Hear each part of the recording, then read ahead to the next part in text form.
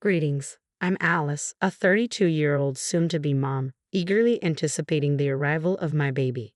Today finds my husband and me on our way to his family's house, a cozy 30-minute drive from our apartment.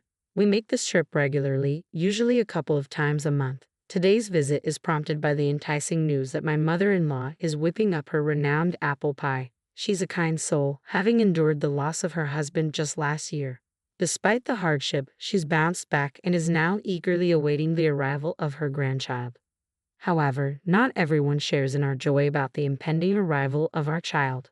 One such person is my sister-in-law, Brianna. According to my mother-in-law, Brianna tied the knot 6 years before us, yet there's been no sign of her own pregnancy. Despite undergoing fertility treatments for the past 2 years, she's still without a child. The mounting pressure has left her noticeably irritable as of late. My mother-in-law had advised us to steer clear of Brianna whenever possible, so we usually timed our visits to coincide with her absence. Yet, much to her surprise, Brianna made an unexpected appearance on this particular day. "Long time no see, Alice. You've put on some weight, haven't you? You're not just lazing around at home because you're pregnant, right? You look like a seal, all round and ready to roll down a hill," she remarked sharply, catching me off guard. "Hey, sis, how can you say something like that right off the bat? She's 9 months pregnant. Of course her belly's gonna be big." "You're gonna make enemies with pregnant women all over the world talking like that," my husband interjected, coming to my defense and leaving me momentarily speechless. "Oh, please, I'm just thinking about Alice, okay? It's tough if a pregnant woman gets too heavy, you know. I just want Alice to be aware of her responsibilities as a mother," she asserted. Knowing that arguing back would only escalate the situation, I held my tongue. "Thank you, sister-in-law. You're right, I'll be more mindful," I responded in a conciliatory tone, though she huffed in dissatisfaction. "Just because you're pregnant doesn't mean you can be lazy. So start cleaning this house right now. You're lacking exercise, right? You can at least do that much," she insisted, thrusting a broom and dustpan into my hands. But after being reprimanded by both my mother-in-law and my husband for her behavior, she retreated to an upstairs room in a sulk. "I'm sorry, Alice. She just turned up unannounced. I asked her to leave." My mother-in-law apologized with a regretful expression. "It's all right, mother-in-law. I'm not bothered," I reassured her. "I'm sorry, Alice. That's just how my sister is," my husband chimed in, echoing his mother's apology. Following that, we enjoyed a pleasant time together, relishing the apple pie my mother-in-law had baked and sipping tea. We even called out to Brianna, but received no response. Despite our concerns, she never made an appearance. Little did I know that a harrowing incident was about to unfold just days later. I found myself at my in-laws' house alone, needing to speak with my mother-in-law. As I entered through the unlocked front door, I encountered Brianna in the living room. "Sister-in-law, what brings you here? I thought you had to work today," I inquired. "I wasn't feeling up to it, so I took the day off. And I must say, I'm surprised to see you here. You interrupted my cleaning last time. Now, please get back to work," she retorted, thrusting the broom and dustpan into my hands. To avoid any confrontation, I began cleaning, despite feeling discomfort since early morning. As I worked, the pain in my stomach intensified. Just as I contemplated taking a break, my sister-in-law delivered a forceful kick to my abdomen, causing my water to break. The agony surged and I collapsed on the floor. "Help, someone please," I cried out in pain, fumbling for my phone to dial my mother-in-law. "The baby, in trouble?" I managed to gasp before blacking out. When consciousness returned, I found myself in a hospital bed, an IV coursing fluids into my arm, and the warmth of an electric blanket enveloping my body. "Where am I? What about my baby?" I attempted to rise, but the ache in my abdomen thwarted my efforts. To my astonishment, my once prominent belly had diminished considerably, leaving me bewildered. Summoning the nurse with the press of a button, I sought answers. The nurse arrived, explaining that my water had broken, necessitating an emergency cesarean delivery. Though my infant was premature, they assured me of the baby's stable condition within an incubator. Upon hearing the news, my mother-in-law and husband, who had hurried to the hospital, wore expressions colored with fury, mirroring my own shock. Resolving to visit my child once my strength returned, I devoted myself to rest, striving to hasten my recovery. The following day, an unexpected pair invaded my hospital room without a courteous knock.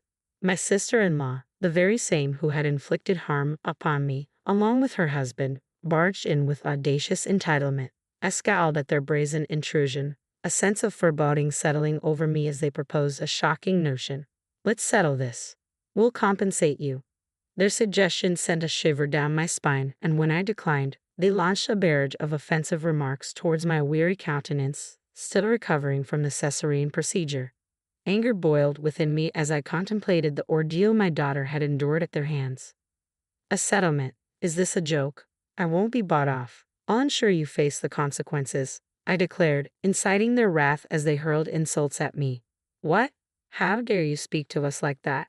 We're offering a solution, showing mercy. Shouldn't you be grateful, Alice? Have your parents not taught you to respect your elders? Just agree quietly, my brother-in-law chimed in, aggravating the tension. Lost in our heated exchange, oblivious to our surroundings, the door suddenly swung open with a loud creak, startling us all. I've heard everything. I'm sorry, but I have absolutely no intention of settling. My husband's commanding presence, accentuated by his sturdy frame and towering stature, resonated in his deep voice. They appeared caught off guard by his sudden appearance, their confidence shaken. Ah, long time no see, Finn. It's a coincidence to meet you here. My brother-in-law attempted to feign casualness, though his tense expression betrayed him. Indeed, quite the coincidence, my husband responded evenly, his tone masking the tension in the room. I didn't expect to meet you here, and I never imagined I'd hear such words from you too. I would appreciate an explanation. We were all in the room when they said it, so there's no room for any excuses. I voiced my disbelief, feeling a mix of shock and betrayal. Hey, don't be so angry, Finn. It's not like we had ill intentions. We just feel bad for what we did to Alice.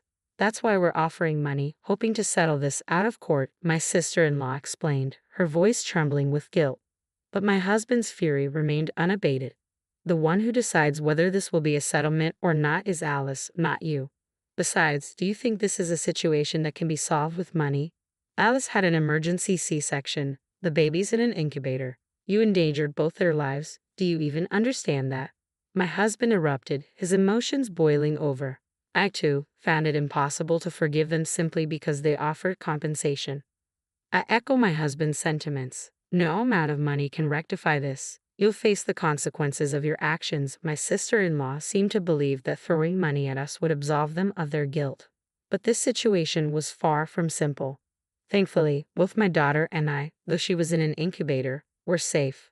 But had there been any misstep, our situation could have been dire. It appeared my sister-in-law was completely unaware of this, a fact that likely troubled my brother-in-law as well. Reflecting on this, I realized I couldn't easily forgive them or entertain the notion of a settlement. My sister-in-law, upon hearing my stance, erupted, her voice rising. What do you mean? This is all her fault. She knew I couldn't conceive, yet she flaunted her pregnancy in front of me. Was that some sort of taunt? I was furious, and I did what I did to ensure she wouldn't dare to provoke me like that again. Now I understood why she had lashed out at me, but there was a perplexing detail that didn't add up. I hadn't crossed paths with her frequently during my pregnancy, and whenever we did meet, she promptly retreated to her room, avoiding any interaction. So how had she witnessed me rubbing my belly? That remained a mystery. Regardless, her actions couldn't be excused. Neither my husband nor I harbored any inclination to forgive her. I recognize that you may be facing difficulties, but that doesn't justify your actions towards Alice. Regardless of the circumstances, endangering lives is never justified. My husband reiterated the obvious, attempting to reason with them. However, they seemed disinterested, each avoiding eye contact and appearing eager to conclude the conversation swiftly. It was evident they sought a quick resolution. Seeing their lack of remorse, I felt my condition deteriorate. Are we done here? I have just undergone surgery and I'm feeling unwell. If you continue causing a disturbance in this room, I'll have to call the police. Arguing wasn't going to resolve anything, and conversing with them felt too draining in my current state of recovery. After my husband ushered them out, I let out a heavy sigh. We had ample evidence as my husband had recorded their conversation. My mother-in-law, too, was unable to contain her fury over her daughter's actions, which had endangered both my life and that of her grandchild. And so, we made the decision to press charges against my sister-in-law. We filed a complaint with the police. Following her arrest, negotiations commenced through legal channels. However, my sister-in-law adamantly maintained her innocence to her lawyer. I've done nothing wrong. This woman has been flaunting her pregnancy in front of me, causing me emotional distress while I struggle with infertility. She's not blameless, so she should consider settling. Initially willing to offer any sum of money, she later shifted her stance, asserting her innocence and suggesting we sweep the incident under the rug as a mutual fault. Though visibly intimidated upon encountering my husband in the hospital, she now dug in her heels, refusing to pay. Little did she know, our conversation in the hospital room had been recorded. When the evidence was presented, both their faces paled in realization. Even with such clear evidence, you still claim innocence. That won't fly, I remarked firmly, enduring their insults and refusing to entertain a settlement. In a fit of rage, my sister-in-law hurled the coffee from before her at us. Fortunately, it was cold, sparing us from burns. Their outrageous conduct and language in the office led to additional charges, compounding their troubles and necessitating higher compensation amounts. Attempting to soothe his irate wife, my brother-in-law exited the office with the assault charges against me and the current incident. The demanded compensation for my sister-in-law had escalated significantly. Upon informing my mother-in-law of the events, she expressed deep remorse, pledging, "I'm so sorry for my daughter's actions. You need not consider a settlement. I'll ensure she faces the consequences." Tears welled in her eyes as she apologized sincerely. I couldn't shake the feeling of dismay at witnessing a grown adult causing so much anguish to their own parents. My heart went out to my mother-in-law, bearing the brunt of her daughter's actions. Ultimately, my sister-in-law was ordered to pay a substantial compensation. Stunned by the sum, she bombarded me with calls, insisting we reduce it due to our shared culpability. I couldn't fathom how she could make such a plea after everything she had done. No matter how incessantly she called, our stance remained unwavering. No reduction, no settlement. Frankly, her calls became a nuisance, prompting me to request she cease. Her persistence led to me snapping at her, triggering her to lose her temper. Unbelievably, she stormed into my apartment, demanding my presence. "Hey, I know you're in there. Get out here now, coward," she shouted. As I lay on the sofa, still recovering from surgery, her relentless pounding on the door and the barrage of insults echoed through the apartment. "What in the world are you doing? Is everything all right? Your shouting is disturbing everyone. Please stop," I shouted back, though she persisted in her noisy tirade. Despite the late hour, there were elderly residents and families with young children in the building, and her disturbance was unwelcome. I couldn't help but wonder if she even considered the possibility of disturbing people who might be sleeping. With my husband still at work since my hospital discharge, I had been managing visits to my daughter while dealing with her unexpected arrival and the ensuing chaos. I was at my breaking point. "No matter how many times you come here, my stance won't change. Please refrain from visiting any more," I implored, despite my weakened state. However, my sister-in-law remained fixated on a settlement, seemingly indifferent to my concerns. "I didn't intend for things to escalate like this, you know? Your actions pushed us to this point. It's audacious of you to conceive before me.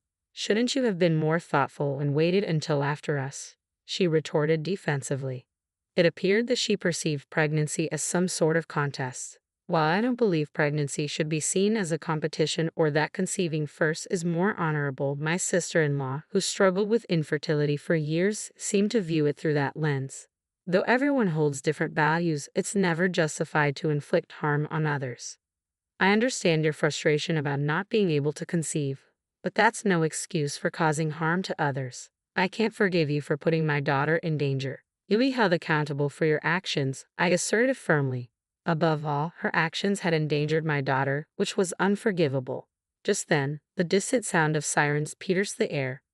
"Well, if you're banging on someone's door and shouting at this hour, it's only natural that the police would be called," I remarked coolly. "What do you mean the police are here? Open the door. You have to hide me."